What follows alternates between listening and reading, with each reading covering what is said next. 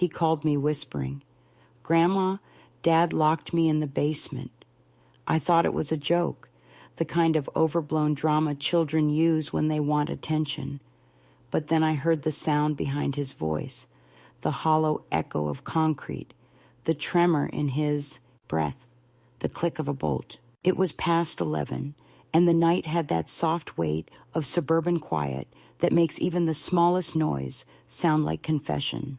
I remember sitting on the edge of my bed, one slipper on, one still under the nightstand, holding the phone in both hands, as if the warmth of my palms could somehow keep him safe through the wire. He was whispering too close to the receiver, and I could hear him trying not to cry. "He said I need to think about what I did," he murmured. "But Grandma, I didn't do anything." My throat closed around something thick and metallic, part fear, part shame, and part memory. I told him to stay calm, that I was coming, though I had no plan, no car, no sense yet of what was waiting on the other side of that drive. Only the steady, ancient instinct that moves through women who have lost enough time pretending not to know. By the time I found my coat, the air outside had cooled into that brittle spring chill that bites your wrists where the fabric ends. The street was almost empty. I could feel the ache in my knees when I bent to tie my shoes, the trembling of age and adrenaline twined together like old friends who never should have met again. I told myself to think clearly, call the police, call his mother, but the mind doesn't always choose order when blood and love start shouting. I simply got in the car and drove. The dashboard clock flickered 11:42. The radio was still tuned to the classical station I used to fall asleep, some slow piano nocturne that felt both cruel and appropriate. The road between my town and theirs is 15 miles of quiet houses and sleeping lives, and I remember every turn because I took them as if I'd been practicing all along for this one night, this one terrible errand. The house was easy to find even in the dark. Blue siding, trimmed hedges, porch light still on. My son was always careful about appearances. 2 police cars were already there, the kind of blue flash that stains the night permanently. I parked crooked across the curb and walked fast, ignoring the young officer who tried to stop me. I didn't know what else to do. I wanted to say he did the right thing, but the words caught behind the rush of anger and relief. The front door was open, and inside I saw my son, my Mark, handcuffed, tall, rigid, face flushed with humiliation rather than guilt. His wife stood near the kitchen, arms folded like a barricade, eyes dry, distant. For a moment no one moved, and the scene looked almost staged, like the living room had been rearranged for an ugly play. The officer asked me to step back, but I didn't. I looked at Mark and said his name, low, steady, the way you'd speak to someone sleepwalking near a cliff. He didn't answer, just turned his head slightly, the same defiance I remembered from when he was 16, and I'd caught him throwing a chair at the wall because his father had promised something and then forgot. Back then I told myself boys just have tempers, that he would grow out of it, that strength sometimes looks like anger in disguise. What a convenient lie that was. I used to believe in the redemptive power of silence, that if you said nothing, the storm would pass, and you could sweep the debris quietly before anyone noticed. But that night, watching him being led away by strangers, I understood silence was the wind that fed the fire all along. They took statements, asked questions, and each word felt like gravel in my mouth. Did I know about previous incidents? Had I ever seen bruises? Did I believe he was capable of this? I said no, or maybe, or I don't know, which were all forms of the same cowardice. Sophie, his wife, kept her eyes on the floor, answering softly, as if afraid that volume might make the truth louder. She said he'd been under stress, that work had been difficult, that Leo had been testing boundaries. The officer wrote everything down with a patience that seemed practiced. I wanted to shout that no boundary deserves a lock. No child should learn fear from a father's voice, but the words stayed inside, too old to find their strength. When it was over, Leo was placed in my care for the night. That's how they said it, like temporary custody was a sleepover. I guided him to the car, the blanket still draped over his shoulders, and for a long time we drove without speaking. His hand lay on his lap, open, small, trembling. I wanted to reach for it, but part of me hesitated, because I knew that somewhere in his memory I was part of the same silence that raised his father. The gas station lights passed like ghosts. I thought about every missed phone call, every visit postponed, every time I'd chosen to stay quiet when Sophie sounded tired on the phone. He just yells sometimes, she'd said once, but it's never serious. And I'd replied, men get frustrated. The curse of my generation was always justification disguised as empathy. When we reached my apartment, he went straight to the small couch, curled up without undressing, and fell asleep before I could even pull a blanket over him.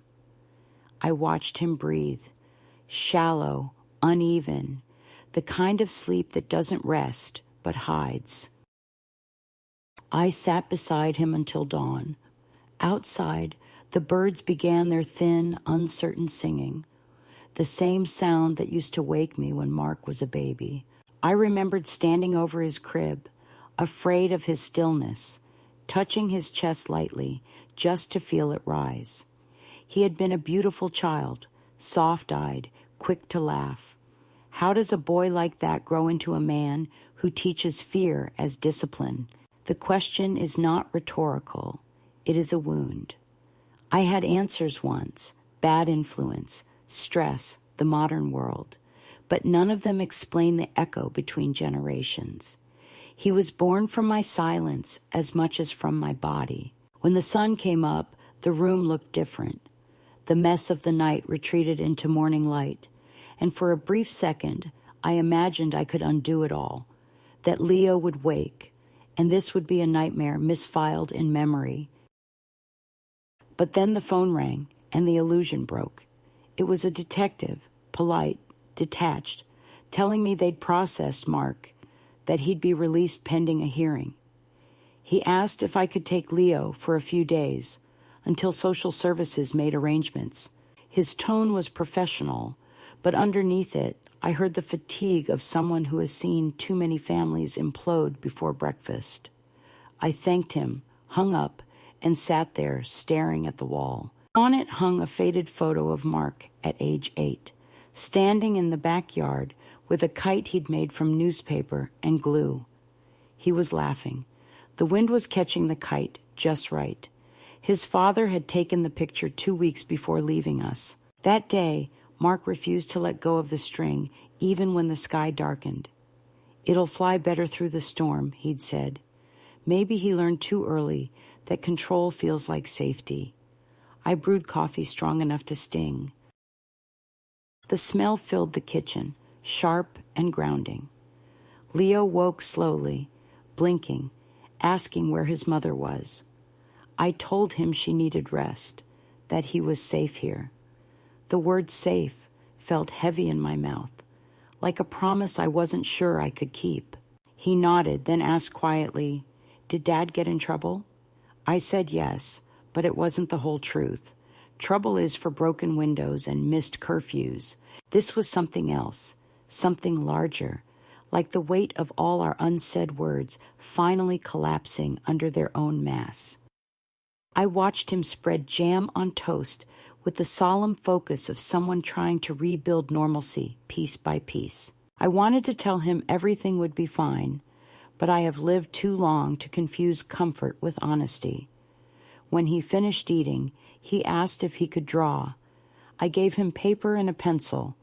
He drew a door, a heavy door with a small square window. Then he drew stairs leading up, and at the top, a figure, me, holding a flashlight. He showed it to me without explanation, and I felt my throat tighten again. I told him it was beautiful. He said, "It's just true." That sentence lodged itself somewhere deep, more durable than hope, more painful than grief. Truth in our family had always been the rarest language. That morning, spoken by a child, it sounded like prayer, so that was how it began. The night my grandson called from the basement, and I finally answered something older than his voice. It wasn't just his rescue. It was my reckoning. The beginning of the long, quiet undoing of everything I once called love. The next morning began like a dream still sour from the night before, that strange, hollow clarity that follows fear when the body is too tired to remember panic. I had slept little, if at all, sitting in the armchair across from the couch where Leo lay under my old quilt, the one with fading blue squares I had sewn when Mark was small. Dawn leaked into the room in a thin gray stripe, touching the edge of the table, the cold cup of coffee, the folded police forms I had brought home. The phone rang just after 8. I startled as though it might be bad news again. It was not bad news exactly, only the detective, his voice flat, administrative but still careful, like someone trying to keep empathy within the rules. He said my son had been released pending further investigation, that there would be a child protection officer visiting my apartment in the afternoon, that Leo's temporary placement with me had been approved for 72 hours. 72 hours, he said, as if safety came in measured rations. I thanked him. He asked if I needed anything, and I nearly said, "A new heart," but instead I said, "No, thank you. We're fine." He hesitated, maybe hearing something in my tone, but he let it go. After I hung up, I stood for a long time by the window, watching the street where the garbage truck moved slowly between driveways, its clatter perfectly ordinary, almost soothing. I wanted ordinary so badly I could taste it. When Leo woke, he looked smaller, as if the night had taken something from him. He asked if he could call his mother, and I told him we would, after breakfast, once she had time to rest. I didn't know if Sophie was home, or if she was somewhere else trying to decide which version of the story to believe. He nodded and ate silently, every bite deliberate. At one point, he asked if his father would be angry that he called 911, and the way he said it, without fear, just curiosity, felt like a crack running through the morning. I told him that what he did was brave, that when someone hurts you, even someone you love, the right thing is to tell. He looked at me for a long moment and said, "You didn't tell, though, did you?" I wanted to ask what he meant, but the question was already too sharp. "About Grandpa," he added softly. I felt my chest tighten, and before I could answer, there was a knock on the door. The child protection officer was early. She was a young woman, maybe 30, with hair pulled back too tight, and eyes that carried the exhaustion of 1,000 polite investigations. Her badge caught the light when she leaned forward. She smiled at Leo, a small professional curve of the mouth that didn't quite reach her eyes, and asked if she could talk to me alone. Leo went to his room without protest, though I could feel his ears straining from behind the thin wall. The woman introduced herself as Janet and opened a folder on her lap, flipping through papers that already knew more about our family than I wanted anyone to know. She asked the questions I expected. Had I ever witnessed aggression before? Had my son ever spoken of disciplining his child physically? Was there any alcohol, drugs, mental health issues? I answered carefully, truth wrapped in hesitation. I said Mark had always been a passionate man, easily frustrated, that he could be controlling. But I added that he had also been a devoted father once, that he read bedtime stories, built a treehouse, taught Leo how to ride a bike. Janet listened, her pen steady, expression neutral. When I stopped talking, she said, "You sound protective of him." I wanted to deny it, but the truth was too complicated. "He's my son," I said finally, and she nodded as if that explained everything and nothing at once. Before leaving, she handed me a leaflet about trauma responses in children and a list of emergency contacts. The paper felt heavy in my hands, full of good intentions that would never reach the places that really hurt. After she left, Leo came out of his room, holding the drawing from the night before. He had added new lines, a small figure standing next to the locked door, this time with a key. "That's you," he said. "You came." I knelt beside him, and the smell of his hair, of soap and fear, made my eyes sting. I told him he could stay as long as he needed. He nodded, serious, older than his years, and went back to his drawing.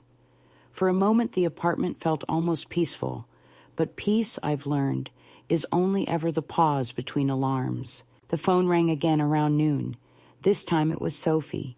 Her voice was strained, brittle, every word dragging across the line like glass. She said she was at the police station, that she'd spoken to Mark briefly before they released him, that he was furious and humiliated, that he blamed me.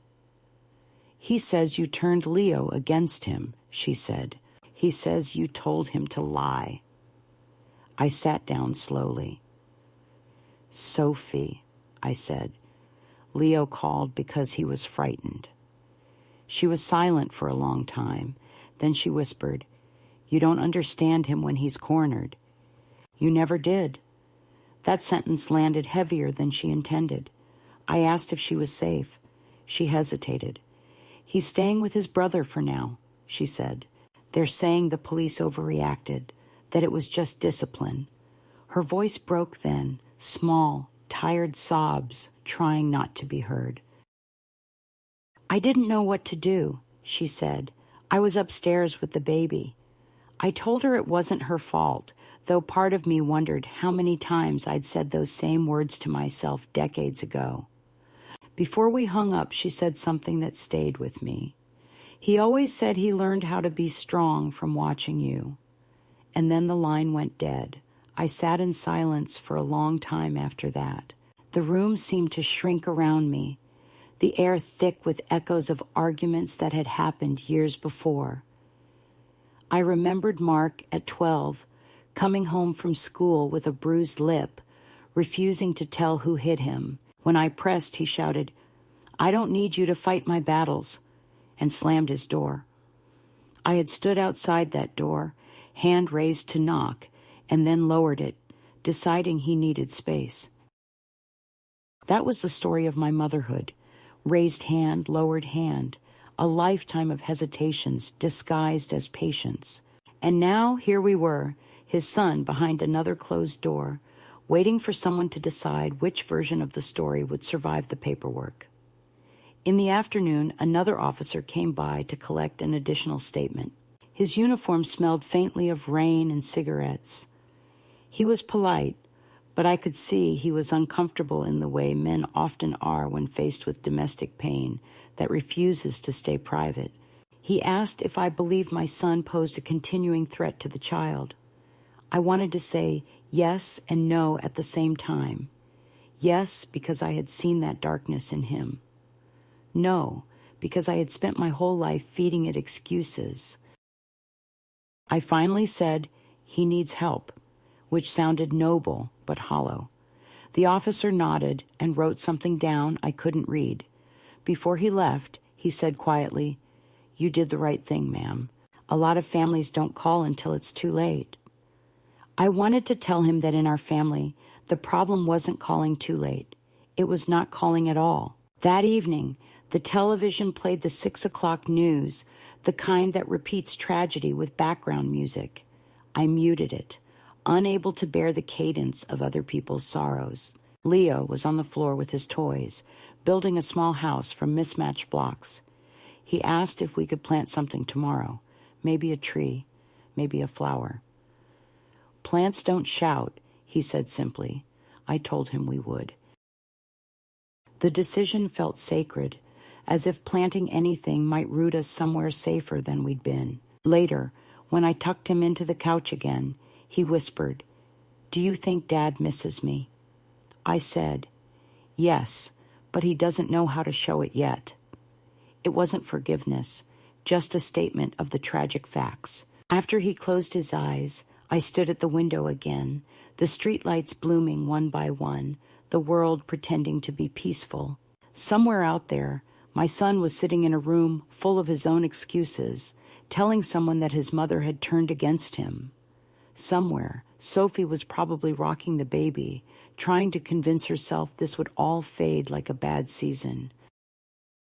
And here, in the still center of that spreading storm, I was beginning to understand that what happened in that basement was not an accident, not a momentary lapse of control, but the inevitable harvest of every silence that came before it.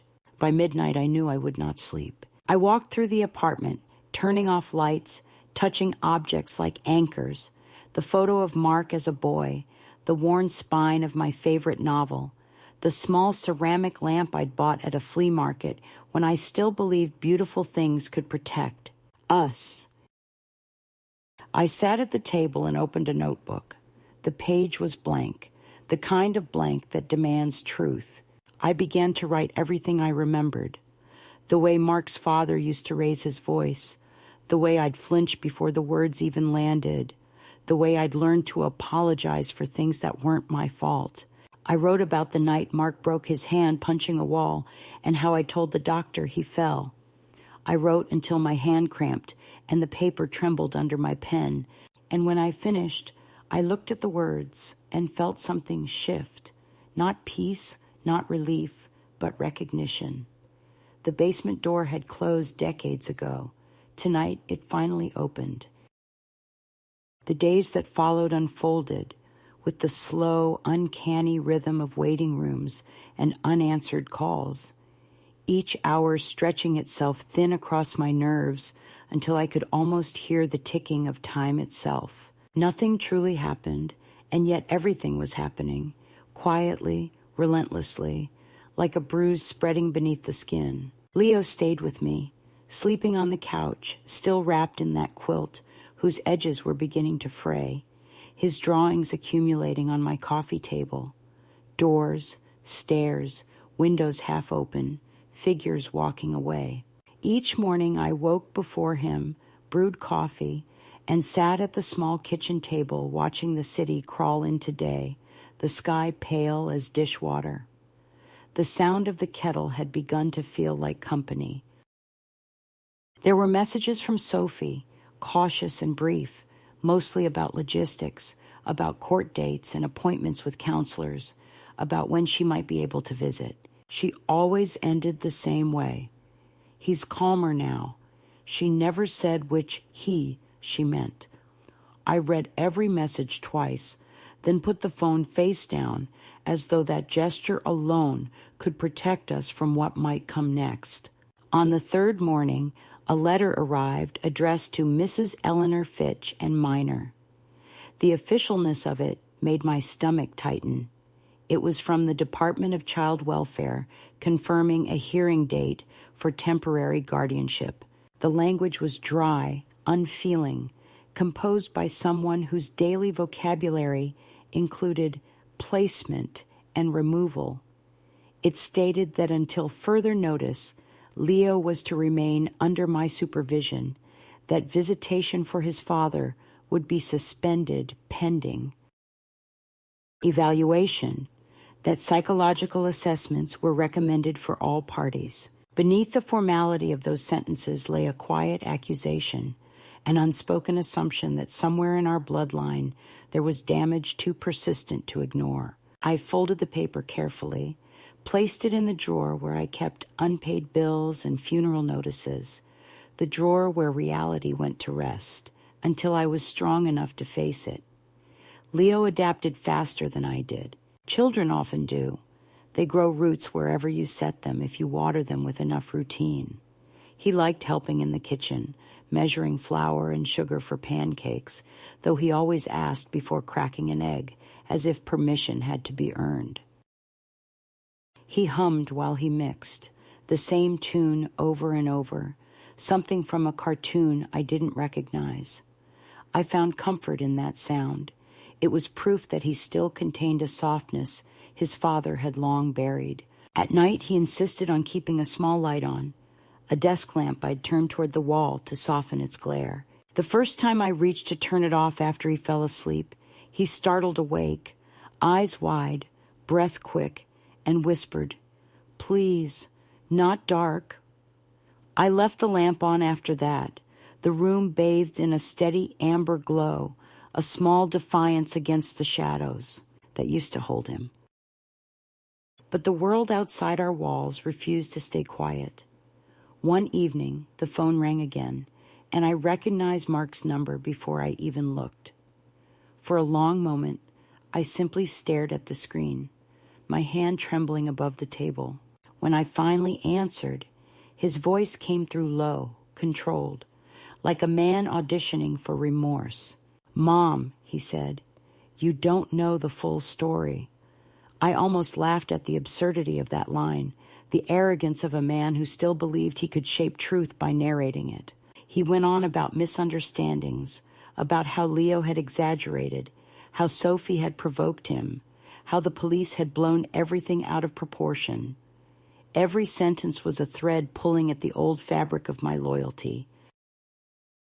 I listened in silence, the way I used to when he was a child explaining away broken toys or bruised knuckles.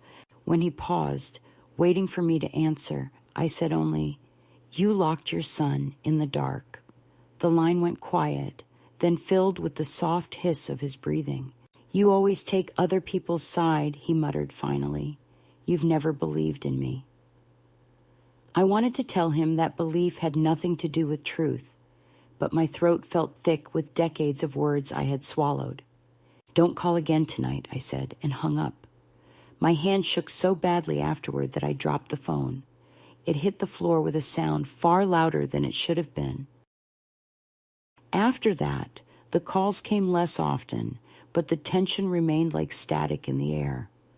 Sometimes I imagined him outside my building, watching, rehearsing his anger.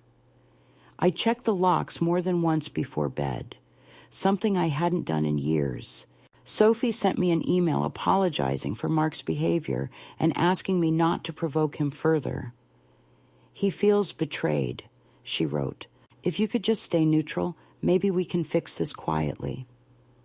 The word neutral made me laugh out loud, a short, bitter sound. There is nothing neutral about saving a child from harm, but I knew what she meant. She was terrified. Her survival had depended on keeping peace with a man who understood love only as submission. I couldn't blame her. I'd done the same with his father until it nearly killed us both. As the hearing approached, I began to sense the subtle ways isolation creeps in. Friends from church who used to call weekly now hesitated, leaving polite voicemails filled with non-committal sympathy. At the grocery store, I caught the sideways glances of neighbors who had read the local news article, a brief piece buried in the community section about a domestic disturbance involving a local businessman. They never said his name, but in small, towns' names don't need printing to be known. The cashier, a kind girl with chipped nail polish, asked if everything was all right at home, and when I said yes, she nodded too quickly, the universal gesture of someone eager to step out of another's pain. It wasn't malice, it was discomfort. People fear what reminds them of their own fragile order. Meanwhile, the child welfare visits continued. Each time a different social worker appeared, clipboard in hand, asking Leo the same questions in slightly different tones. Did you feel unsafe? Did your father ever hit you? Did your grandmother ever raise her voice? The repetition wore him down. After one visit, he told me he didn't want to talk anymore, that words didn't help. They just made everything real again. I held him until he stopped shaking, and we sat together in the quiet hum of the refrigerator, the world outside receding until only breath existed. At night, When he was asleep, I reread the old letters Mark had sent me during his college years. They were full of pride and ambition, long descriptions of projects, plans, the tone of a man who believed his future would outrun his past. I searched those pages for warning signs, some hint of what was to come, but all I found was the echo of my own hope. I remembered how I had defended him when his first marriage fell apart, how I told his ex-wife she was too sensitive, that Mark just needed patience. It horrifies me now to think of how easily I helped erase another woman's pain in the name of family unity. We women of my generation were trained to protect the idea of family, even as it devoured us. The week before the hearing, a letter came from Mark himself, handwritten, the first in years. I nearly tore it in half before reading, but something, curiosity, guilt, habit, made me open it. His handwriting had changed, more angular, impatient. He wrote that he was getting therapy, that he loved his son, that he'd made a mistake but deserved forgiveness. Buried near the end was a line that chilled me. You of all people should understand what it's like to be pushed too far. He didn't mean it as confession. He meant it as alliance, a reminder of the nights when his father's temper had filled our house and I had stood silent beside him. That was the moment I realized how deep the rot went. He didn't see his cruelty as inherited pain, but as a right passed down. After that, I began to prepare differently. I gathered documents, photos, school records, anything that might prove stability. But more than that, I began to prepare myself to stop apologizing.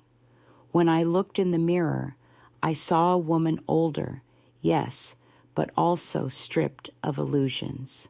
My reflection no longer asked for permission to exist. Still, there were moments when doubt crept in like damp. I would wake in the middle of the night, convinced that maybe I had exaggerated, that maybe there was truth somewhere in his version. That is how abuse survives. Through the small corridors of uncertainty, it builds inside you until you begin to police your own thoughts. The night before the hearing, Leo woke from a nightmare, calling for me. I rushed to him and found him sitting upright, his hands covering his ears. He was shouting, he said. I could hear him. I told him it was just a dream, but he shook his head. It was the same words, he whispered. The ones he said when he turned the lock. I wanted to tell him those words could never reach him again, but I couldn't promise what I didn't control. Instead, I held him and whispered back the only truth I had. You are safe here tonight. He clung to me until he fell asleep, his breath hot against my collarbone, his small heart beating too fast. When dawn came, I looked around the apartment, the open notebook on the table, the stack of official papers, the half-drunk cup of tea, and felt the strange calm that precedes storms. The quiet wasn't peace, it was readiness. I understood that the days of waiting were over, that something larger was about to unfold. The bruise beneath our family's skin had darkened enough to be seen by everyone now. What I didn't yet know was that the act of protecting Leo would demand the same courage I had denied myself for half a lifetime, and that the cost of silence, once paid in private, was now coming due in public. The first escalation, they might call it in stories. But for me, it was only the continuation of a very old fight, the one between truth and the habit of pretending everything is fine. The hearing came and went, like a long exhalation I had been holding for years. And when it was over, I felt both emptied and filled with something unfamiliar, a kind of heavy clarity that stayed in my chest long after the courthouse doors closed behind us. The judge had been polite, distant, her eyes moving between the files on the table and the trembling voice of my grandson, who managed to answer her questions with a bravery that looked too mature for his age. Mark did not look at me during the session. He sat stiffly beside his lawyer, his jaw set, his hair perfectly combed, as if appearance could still control the narrative. When the judge announced that Leo would remain in my care for an indefinite period while his father underwent evaluation, I felt no triumph, only the faint tremor of a truth that had finally been said aloud in a room where it could no longer be denied. Afterward, outside the courthouse, the air smelled like rain on concrete, and I stood there for a moment, letting it wash the courtroom scent from my clothes, while Sophie wept quietly behind me, whispering, "I never wanted it to come to this." I told her that none of us did, but that wanting had never been the same as doing. The weeks that followed blurred together into a rhythm of new responsibilities and slow awakenings. I found myself rebuilding life from fragments, setting routines for Leo that became, unintentionally, a structure for me as well. We woke early, made breakfast together, walked to the park, read in the evenings, and spoke less about what had happened, as if words themselves might tempt the past to return. Yet even in silence, healing has its sound. The clinking of dishes, the scratching of pencils, the quiet sigh that comes when a child finally sleeps without fear. My apartment began to look different too. His drawings covered the refrigerator, shoes by the door, books scattered on the floor. It no longer felt like a place where someone waited for life to end, but like a place where someone small and serious was learning how to begin. I realized that I had forgotten what it was like to matter every hour of the day, to be necessary in ways that were not abstract or nostalgic. That realization was both joy and wound, because it forced me to face how long I had lived in the shadow of being only someone's mother, someone's memory, someone's afterthought.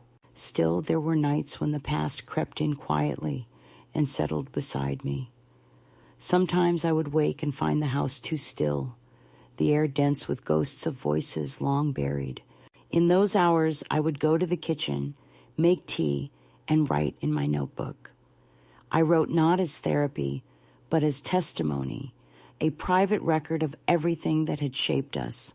The words came slowly at first, halting, afraid of their own truth, but soon they flowed with the persistence of water, finding cracks in rock. I wrote about the years of small dismissals, about the evenings when Mark would shout at Sophie and I would tell myself it wasn't my place to intervene, about the countless moments when I'd chosen peace over confrontation and called it love. I wrote until my hand ached and my eyes blurred, and when I reread the pages, I saw, with a kind of shameful awe, how consistent my cowardice had been. I had mistaken endurance for virtue, silence for wisdom, and I had passed those lessons to my son like heirlooms. One afternoon, while Leo was at a counseling session arranged by the court, I went for a walk through the old part of town, the neighborhood where Mark had grown up. The houses looked smaller now, the yards unkempt, the air heavy with the scent of damp leaves. I found myself standing in front of our old home, the one I sold years ago, to pay for his first down payment. The windows were different, the fence newly painted, but I could still see the ghost of our lives there. The swing set that had once creaked in the backyard, the tree whose bark held the faint trace of initials carved by a boy who believed everything could be permanent. I stood there until the current owner came out to collect mail and gave me a polite nod that meant, "Please don't linger." I smiled, apologized, and walked away, my shoes crunching against the gravel, feeling as though I had just left a graveyard that pretended to be a neighborhood. It was during that walk that I decided something had to change. Not the situation, we were bound by courts and documents, but something internal, something about the way I carried myself through the wreckage. I had spent my whole life bending around men's tempers and institutions' indifference, shrinking myself into shapes that fit the rooms they built for me. I was tired of that architecture, so I began small. I took Leo to the library where I used to work before retirement and volunteered for the afternoon reading program. He sat in the front row while I read aloud to a group of children, my voice rusty at first, but growing steadier with every page. Watching his face, seeing how intently he listened, I realized I had forgotten the sound of my own confidence. After the session, the librarian, a young woman with kind eyes, asked if I'd like to come weekly. I said yes before fear could answer for me. Each visit became a thread stitching me back into the world. The other volunteers began to greet me by name.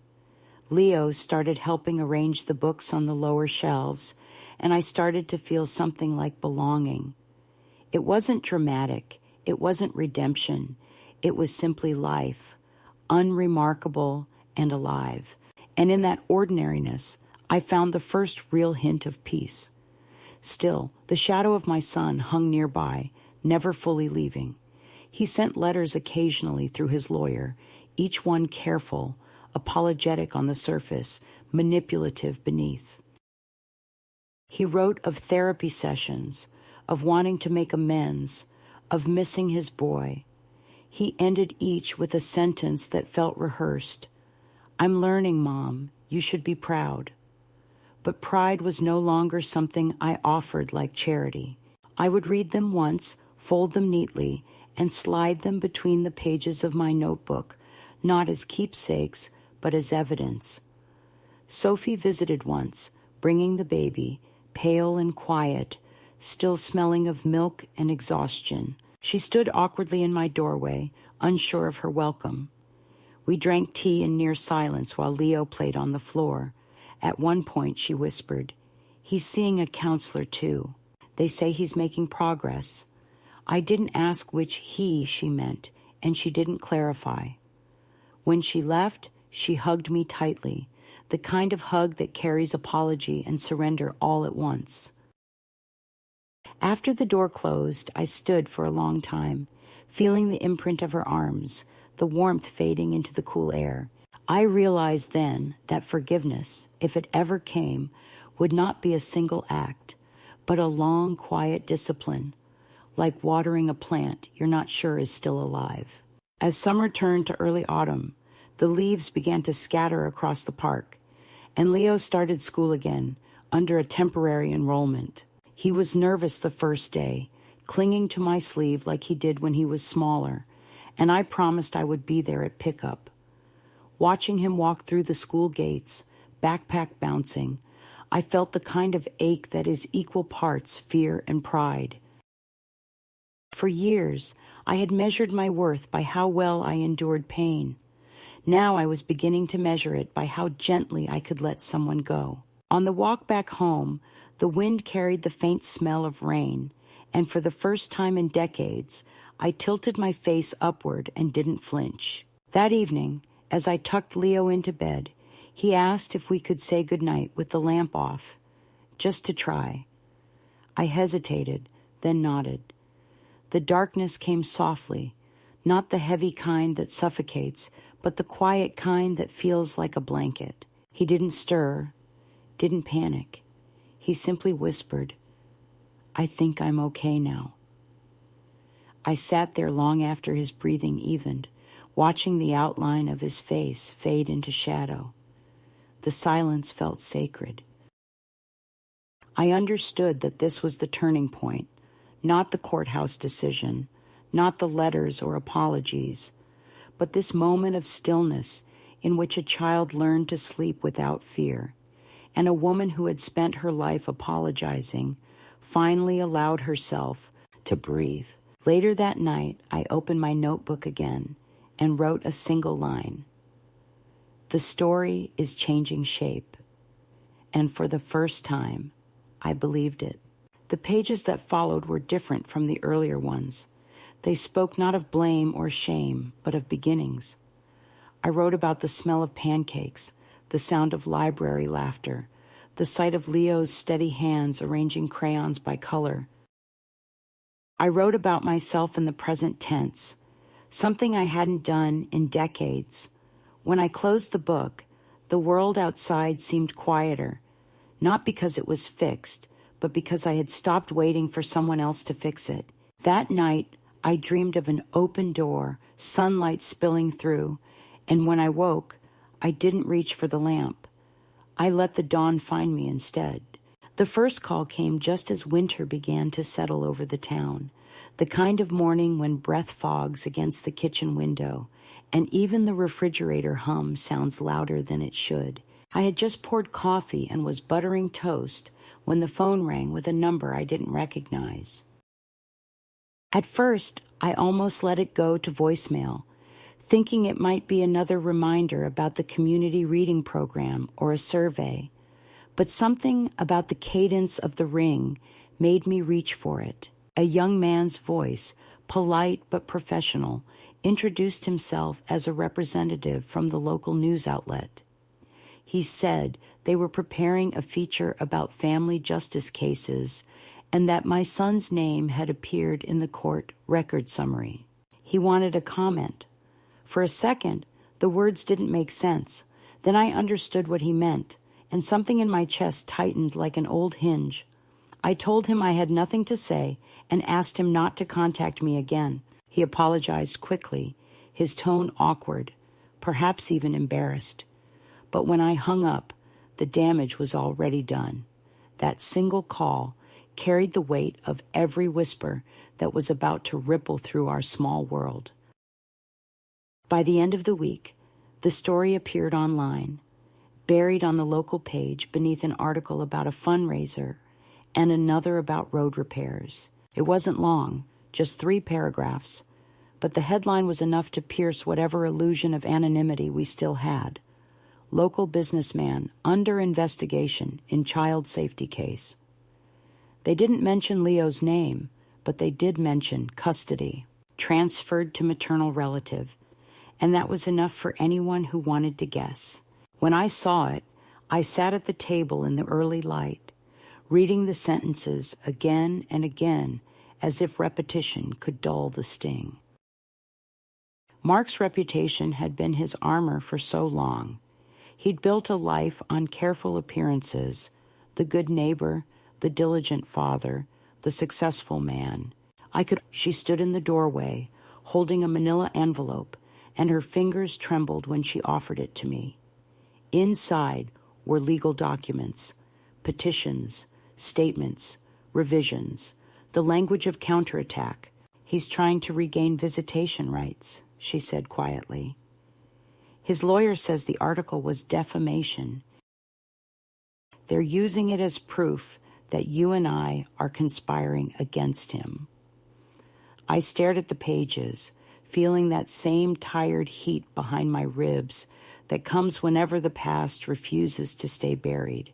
Sophie sat down, rubbing her hands together to warm them, her wedding band glinting faintly under the lamp. He's been calling me, she said, every day, sometimes angry, sometimes sorry. He says he just wants to talk to Leo. Normal, I said, is what got us here. Over the following days, the atmosphere in the apartment began to change. Leo, who had been calm for months, grew restless. He asked more questions about his father, about whether he would ever see him again, about what people at school were saying. Apparently, one of his classmates had repeated something he'd overheard from his mother. Children have their own efficient channels for cruelty. And Leo came home withdrawn, sullen, drawing darker shapes now, houses without windows, skies without sun.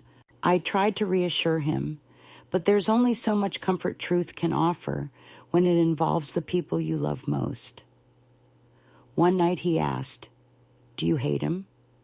I said no, that hate was too heavy to carry, but the truth was more complicated. I didn't hate Mark. I hated the parts of him that still lived in me. Letters continued to arrive, some through his lawyer, some directly. They oscillated between contrition and accusation, the handwriting neat and controlled, each word carefully chosen to wound without looking cruel. In one, he wrote, "You're poisoning him with your guilt." In another, "You always wanted to be the hero." There were moments when the old reflex rose in me, the urge to write back, to explain, to remind him that I was the one who held his feverish head through childhood nights, that I had built his life with my own worn hands. But I knew that dialogue was just another door he could lock from the inside. I stopped reading after the third letter and began returning them unopened, though even the sight of his name on an envelope could set my heart pacing. Around that time, Janet, the social worker who had once seemed like a passing visitor in our story, began coming more often. She said it was just to check progress, but her eyes betrayed the same fatigue I saw in Sophie's. One afternoon, after Leo's school session, she asked if I had considered formal guardianship rather than temporary care. The question caught me off guard. "Wouldn't that make things worse for him?" I asked. She hesitated. "It might make things clearer," she said. "Stability helps children heal. Ambiguity keeps them afraid." I knew she was right. Ambiguity had been the air we breathed for generations, that toxic mix of half-truth and politeness that passed for love. So I told her I would think about it, though I already knew the decision had been made somewhere deep inside me. A week later, I filed the paperwork. I didn't tell Mark. The process was slower than I expected. Background checks, home visits, endless forms, but each step felt like a small reclaiming of ground I had once surrendered. When the confirmation finally arrived, printed neatly on government paper, I held it in both hands and whispered, "You're safe now," though I wasn't sure if I meant Leo or myself. That night, just as I was setting down dinner, there was a knock at the door. It wasn't polite or hesitant. It was sharp, deliberate, the kind of knock that already assumes entry. My stomach dropped before I even opened it. Mark stood there, his face pale from the cold, eyes burning with that brittle intensity I knew too well. He looked thinner, angrier, and behind the rage there was something else, desperation maybe, or the hollow pride of a man who has nothing left but fury. "We need to talk," he said. His tone made it sound like an order. For a moment I considered closing the door, calling the police, but the years of being his mother still had their reflexes. I stepped aside. He walked in, scanning the apartment, his gaze lingering on Leo's drawings, the school books, the ordinary traces of our quiet life. "So, this is how you're living," he said, voice dripping with disdain, turning him against me, playing the saint. I told him to lower his voice, that Leo was in the bedroom, but he ignored me. "You think you can erase me," he continued. "You've been trying to do that since I was a kid." The words hit me with the precision of long-practiced blame. "You made me invisible," he said, always looking at everyone else, never me. For a moment, I saw not the man, but the frightened boy beneath him, the one who used to hide behind the couch when his father shouted, the one I'd told to be quiet, to stay out of the way. The recognition hurt like a burn. "I didn't erase you," I said softly. "I survived you." Something in him flinched, but only for a second. He took a step closer, lowering his voice. "You think you've won because you've got him now. But blood doesn't forget." I could feel the heat of his breath. It smelled faintly of cigarettes and bitterness. I held my ground, though my knees trembled. "Go home, Mark," I said. "This isn't helping anyone." His hands clenched, and for a moment I thought he might strike me, but then the sound of Leo's door opening broke the tension. "Dad?" came the small voice. Mark froze. His whole body seemed to deflate. He turned toward the sound, but didn't move. Leo stood there, barefoot, holding the edge of the door frame. "You should go," the boy said quietly. The simplicity of it disarmed everything. Mark swallowed hard, his jaw working, and without another word, he turned and left. After the door closed, Leo walked to me and asked if I was all right. I nodded, though my pulse still thundered. He didn't cry. He just leaned against me and said he looked different. I told him that sometimes people become strangers to themselves before they can find their way back, though I wasn't sure I believed it. That night I couldn't sleep. I kept replaying the scene, his face, his voice, the look in his eyes when his son spoke. There was a fracture there, something final. The next morning, a police officer came by to take a report. Apparently, Sophie had called after Mark showed up at her place later that night, shouting in the yard until neighbors intervened. They found him the next day, exhausted, half drunk, sitting in his car outside his old office. He wasn't charged this time, only warned. The officer, a kind middle-aged man with tired eyes, told me to install new locks just in case. "He's not dangerous, not yet," he said, "but grief turns quick." After he left, I replaced the locks and checked them twice before bed. I told Leo it was just for safety, but he saw through me. Winter deepened, and with it came an odd stillness. The newspaper moved on to new scandals. The neighbors stopped whispering quite so loudly, and for a while it seemed as though life might resume its careful rhythm. But calm, I have learned, is not peace. It's merely the breath the world takes before the next blow. It came in the form of a letter, not from Mark this time, but from his lawyer, a formal notice requesting mediation. The language was clipped and sterile. To determine future contact and property matters. Property, I thought, as if affection could be itemized. I took the letter to Janet, who read it with a sigh. "He's trying to reclaim control," she said. It's common. Common. Such a small word for something that rearranges entire lives. The mediation was scheduled for early March, and the night before it, snow fell thick and soundless, covering everything in a kind of temporary forgiveness. Leo slept peacefully for the first time in weeks, but I lay awake, staring at the ceiling, remembering every version of my son, the baby, the teenager, the angry young man, the stranger at my door. I tried to find one image of him, untainted by fear or regret, and realized I couldn't. Even the good memories were haunted by what came after. Somewhere between exhaustion and dawn, I understood that whatever happened next, I could no longer protect both of them. The time had come to choose whom I would save. The mediation itself was brief, almost anticlimactic. His lawyer did most of the talking, listing terms and proposals, while Mark sat rigid, his hands clasped tightly, as if holding himself together by force. When it was my turn to speak, I didn't raise my voice or cry. I simply said that I would not permit contact until the court confirmed he had completed treatment and that Leo's counselor approved it.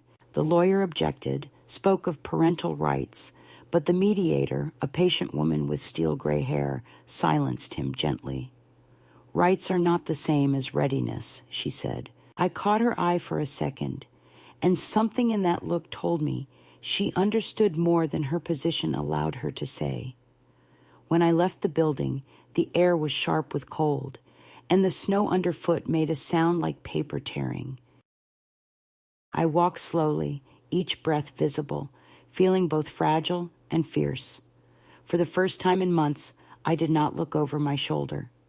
Back home, Leo was waiting with a mug of cocoa, proud of himself for using the stove safely. "How did it go?" he asked. I told him it was finished for now. He nodded, satisfied, and handed me the mug. The cocoa was too sweet, but I drank it anyway, letting the sugar coat my throat. That night, I opened my notebook again and wrote a single sentence. It's not about winning, it's about ending the silence. Then I closed it and sat by the window, watching the snow melt under the streetlights, the city breathing quietly, as if relieved. I knew there would be more battles ahead, appeals, accusations, maybe even forgiveness, but the shape of the fight had changed. I was no longer hiding from his anger or my guilt. I was standing inside it, still trembling, still human, but unafraid. The storm had not passed, but I had stopped mistaking the wind for my fault. And in that fragile, imperfect courage, I realized that the woman I had become could finally protect the child she once was, and the child who slept, safe at last, in the next room. It was spring when everything finally broke, the kind of spring that arrives too early, when the air still carries winter's chill, but the trees insist on blooming anyway, reckless in their defiance. The snow had melted into mud. The streets were wet and bright under the sunlight, and for a few weeks I allowed myself to believe that the worst had passed, that the seasons themselves were conspiring to give us mercy. Leo was doing well in school. His teachers sent notes about progress. His drawings had grown lighter, more sky, more windows, the beginnings of faces that smiled. I started sleeping again, not deeply, but enough to wake without panic. Life had a fragile rhythm that felt borrowed, but real. Then, as it always does, the past came back wearing its new mask. The first sign was a voicemail from Mark's lawyer, formal but oddly warm, saying that his client wished to make an in-person apology, to close the chapter with dignity. I didn't answer immediately. I listened twice, both times catching the slight tremor beneath the man's professionalism, as if he knew the risk of what he was asking. I forwarded the message to Janet, who called me within the hour. You don't have to agree, she said, but sometimes closure helps the process. I didn't tell her that the only closure I believed in was the turning of locks.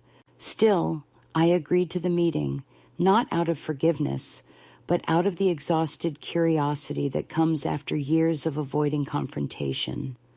It was to be held in the courthouse office, monitored, recorded, supervised.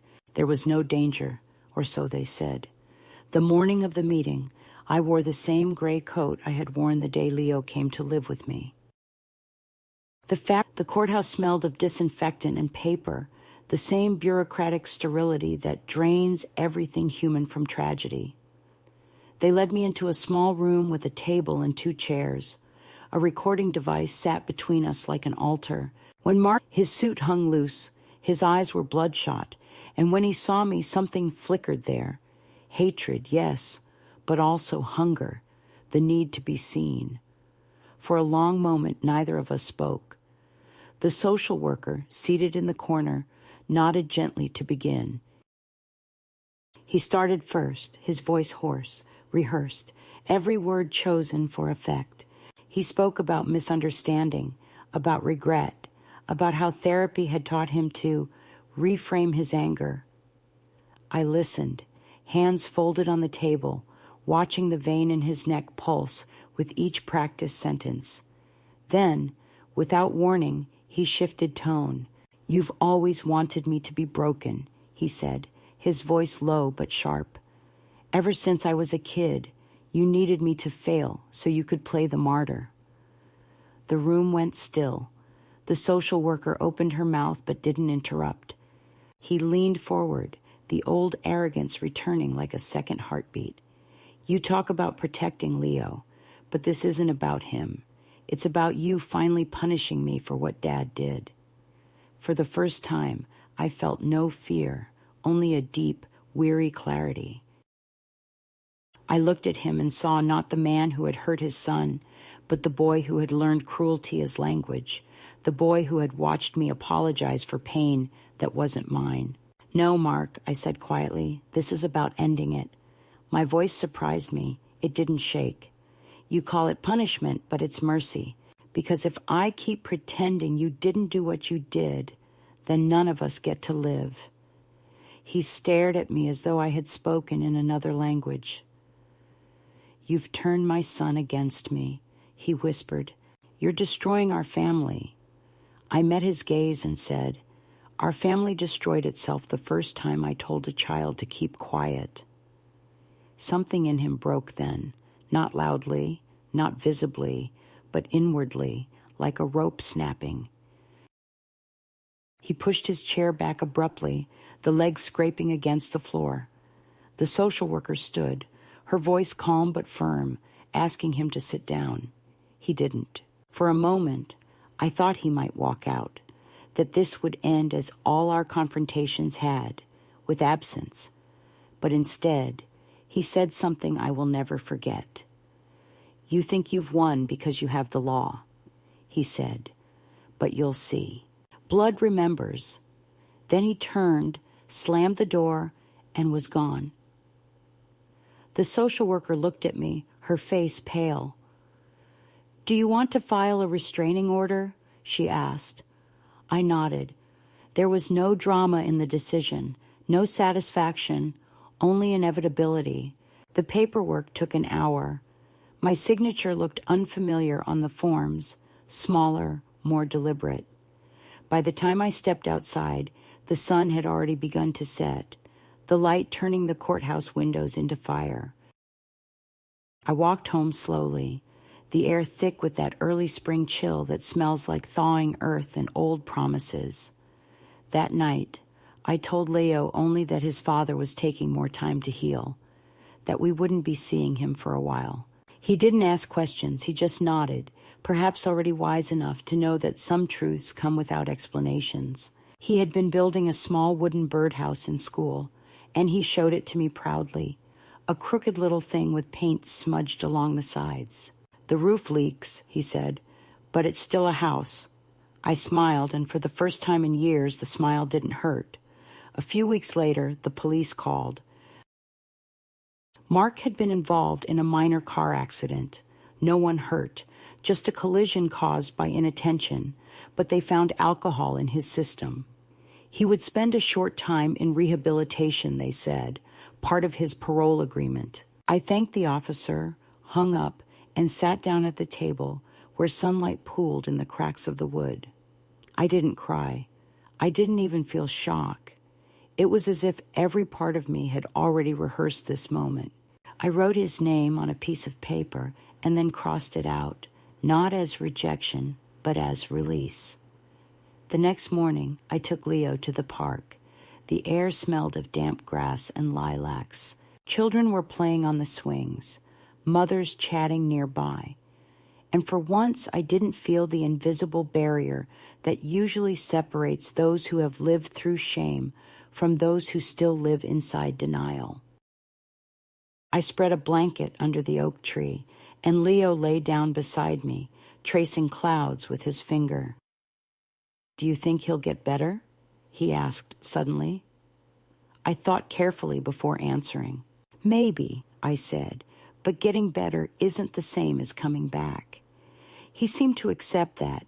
He closed his eyes and said, Sometimes I dream about the basement, but it's different now. The door is open. When we returned home, I found an envelope under the door. It wasn't from the lawyer or the court.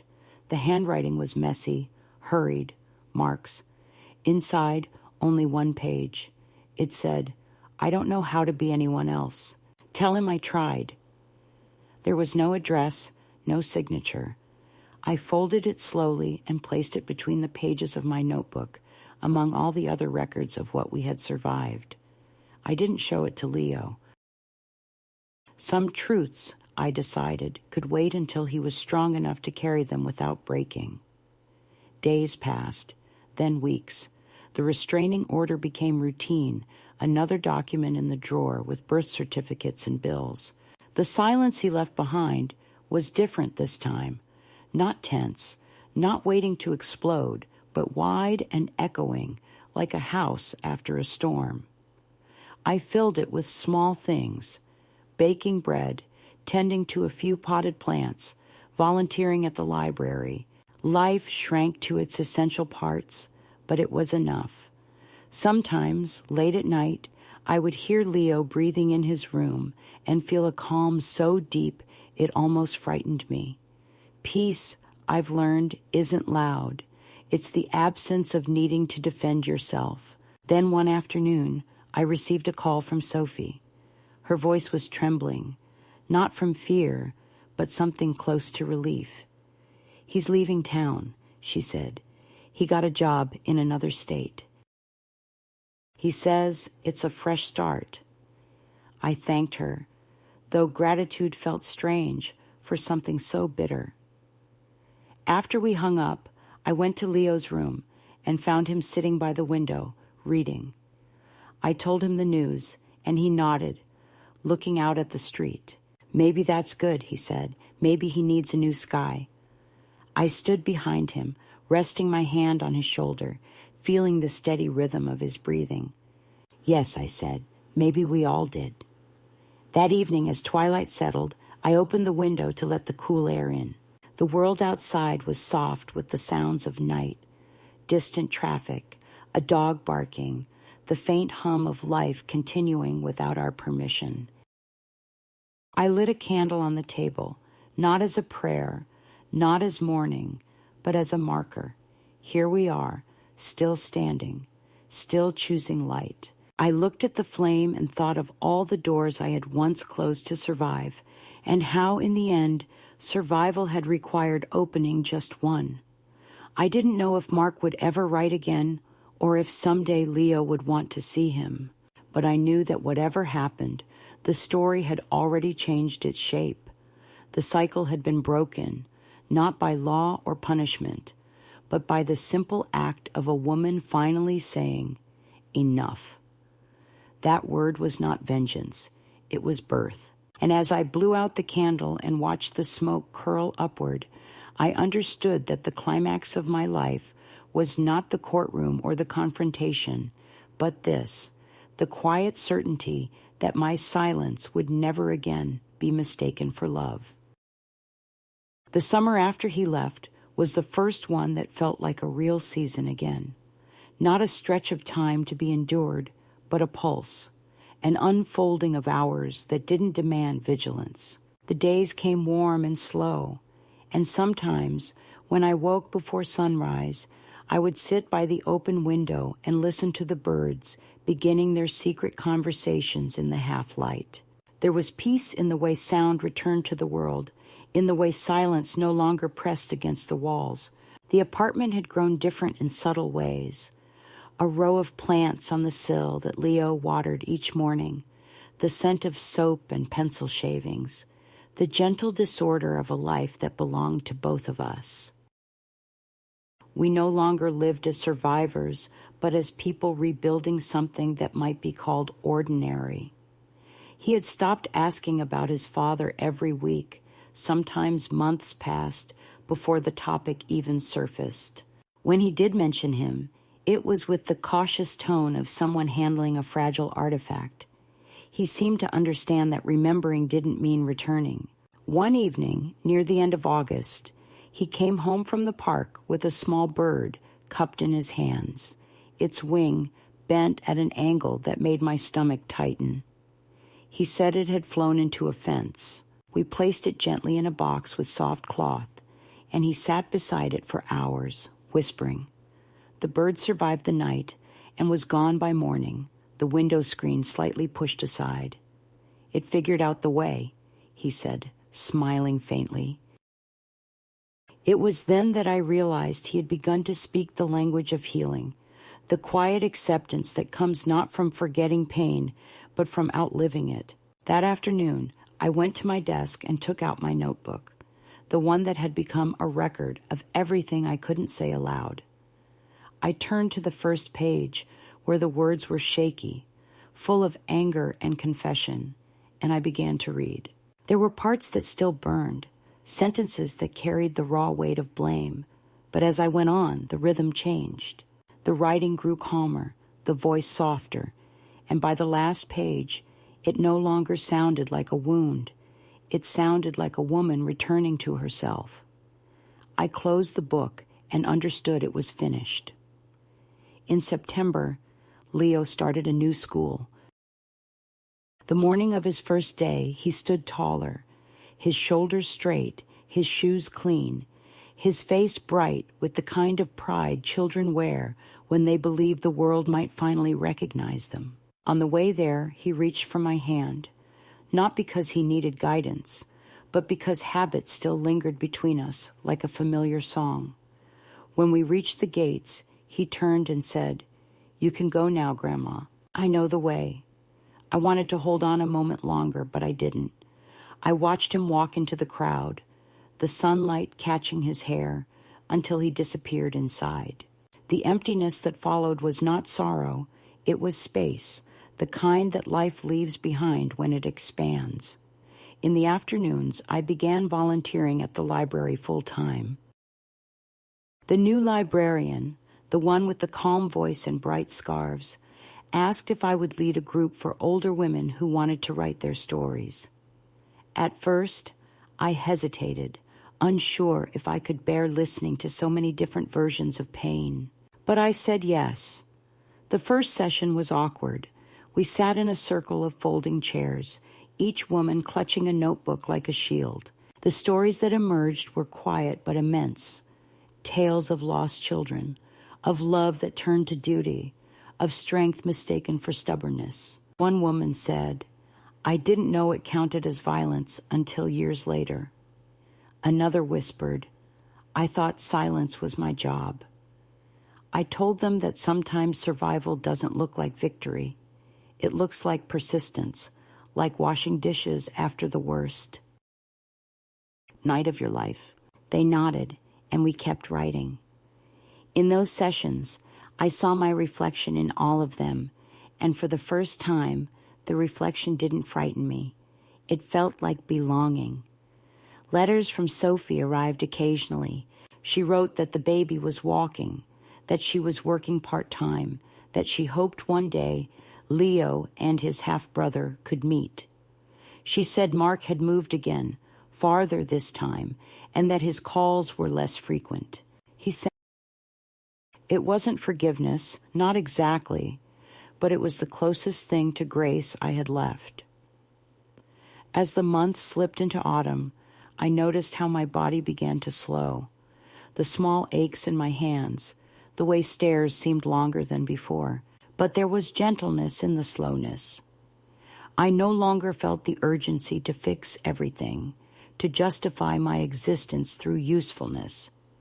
I cooked because it soothed me, not because it was expected. I walked every morning not to escape the apartment, but to greet the day. Once, I passed a father teaching his daughter to ride a bicycle, his hands steady on the handlebars, his voice patient. For a heartbeat, old grief rose in me, but it didn't stay. The sight of tenderness, once unbearable, had become bearable again. That, I realized, was the truest sign of healing. One night in late October, I dreamed of the house where I grew up. The basement was there, but it wasn't dark anymore. It was filled with light, and at the top of the stairs stood every version of myself, child, mother, widow, grandmother, watching the light rise. I woke with tears on my face, not from sadness, but from recognition. That morning, I sat at the kitchen table and began a new notebook, the cover still clean, the first page waiting. I wrote only one sentence. This time, I will speak before the door closes. Then I set down the pen and watched the sunlight spill across the floor, warm and ordinary, the way redemption always is when it finally comes. Leo came in from school that afternoon, carrying a report card filled with small victories. He was grinning, his eyes bright. "Look," he said, "I did good." I told him he did more than good. We made dinner together, nothing special, just pasta and bread, and afterward We ate by the open window while the evening breeze moved through the curtains. He told me about his friends, about the games they played, about how he was learning to write stories now, stories where people found the way out of dark places. When I asked what he called them, he smiled shyly and said, "Hope stories." After he went to bed, I stayed up a while longer, listening to the night settle, the clock ticking softly in the corner. I thought about all the women I had met, all the things we endure silently until one day we don't. I thought about the long road that had brought me here, the nights of fear, the mornings of courage, the countless moments that added up not to triumph, but to truth. And I understood finally that my life was not defined by what was taken from me, but by what I had chosen to protect. The child who once hid in darkness was sleeping peacefully in the next room, and I, the woman who once mistook silence for love, was awake and unafraid. Outside, the moon climbed higher, pale and steady, casting its silver across the window pane. I whispered a quiet promise into the stillness, not a prayer, not even a wish, just a vow to remember that the door had opened, that the light had found its way in, and that sometimes survival is the most radical form of love. Then I turned off the lamp and let the darkness come, not as an enemy, but as a companion that finally knew its place.